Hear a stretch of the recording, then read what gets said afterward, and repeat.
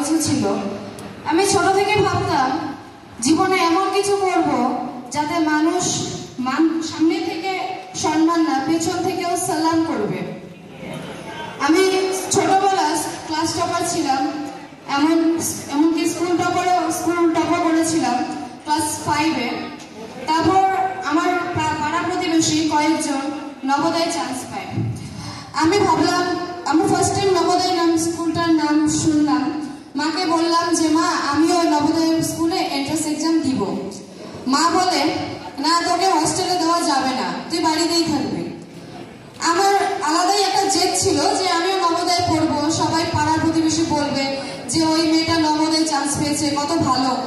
তা আমার মনে একটা খুশি জাগে যে আমি এখন বয়স আছে, দিয়ে দিই।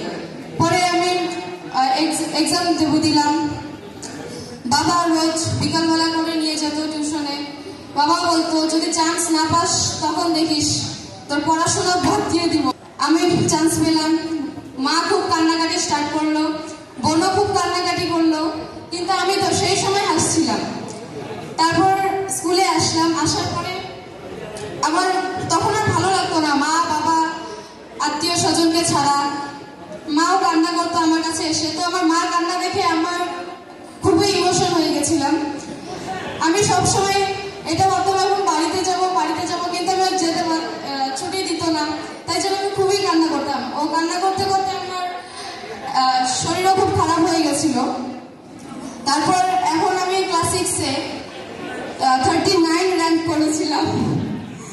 এতই বাজে ছিলাম পড়াশোনায়। আমার মা বাবা জানতো না যে আমার এক্সাম শুরু হয়ে শেষও হয়ে গেছে। আমি কিছু বলতাম না, কারণ বললে আমি রেজাল্টের ব্যাপারে কি বলবো। সায়েন্সে 80 মার্কসে আমার 7 এসেছিল মার্কস। তো আমি এমনই ফেলার ছিলাম। আমি ভাবতাম যে আমি কি করবো, আমার লাইফে কি আছে এমন। পরে আমি হাউসে গিয়ে অনেক কান্নাকাটি করছি। তারপর আমি ভাবলাম যে না, আমাকে পড়তে হবে। আমার খালি বাংলাতেই ভালো মার্কস আসতো, আর অন্য কোনো সাবজেক্টে ভালো মার্কস আসতো না, সবগুলোতেই ফেল, টেনে কয়েকটাতে পাস। তারপর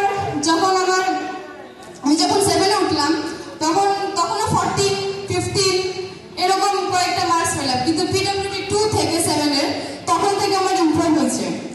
এবং যখন 7-এর লাস্ট ফাইনাল ছিল তখন আমার সায়েন্সে একটা জেদ ছিল যে আমি সায়েন্সে একবার না একবার ক্লাস টপ করেই ছাড়বো। তখন আমি 80-তে 79 পাই সায়েন্সে। আরো সবগুলোতে ভালো মার্কস আসে, 87% আসে, 87.58%। তারপর আমার মনে আলাদাই খুশি ছিল। অন্যান্য টিচাররা বলছিল তুই এবার 3rd হবি, আমি আরো খুশি ছিলাম। তারপর যখন রেজাল্ট ডিস্ট্রিবিউশনের 10 মিনিট আগে প্রিন্সিপাল স্যার ঘোষণা করলেন যে টোটাল পুরো হোল ইয়ারের যতটা মার্কস হবে সেটা মিলিয়ে পার্সেন্টেজ বের করা হবে। আমি খুবই নার্ভাস হয়ে যাই যে আমি আর স্টেজে উঠতে পারবো না। আমার স্বপ্নই টোটাল মিলে র্যাঙ্ক এসেছিল 6th। তারপর এখন আমি ক্লাস 7-এ উঠলাম। আমি বাবা আমাকে বলেছিলাম যে মা আমার 3rd র্যাঙ্ক আসছে। মা বাবা বলে খুব খুশি। পরে যখন দেখো রেজাল্টে আমার 6th র্যাঙ্ক, তখন বলে মিথ্যা কথা। আমি বলি না, আমি 3rd-ই হয়েছি, ওটা অল ওভার করছে। তারপর বলে আচ্ছা। আর এখন ক্লাস 8-এ উঠে PWD 1-এ আমার র্যাঙ্ক 3rd আসে। আমি বাবাকে বললাম, বাবা বলে আচ্ছা ঠিক আছে, আমার এখনো বিশ্বাস হচ্ছে না, আবার তুই ওরকম করবি না তো?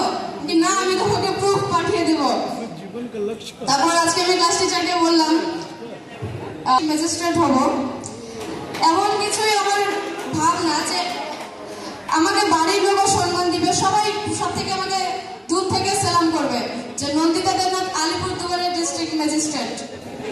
আমার এটাই স্বপ্ন যে আমি আমার জেলার ম্যাজিস্ট্রেট হব। কিন্তু এখন আমার ইংলিশটা অতটাও ভালো নেই, আমি চেষ্টা করছি, আশা করি আস্তে আস্তে হয়ে যাবে। ধন্যবাদ।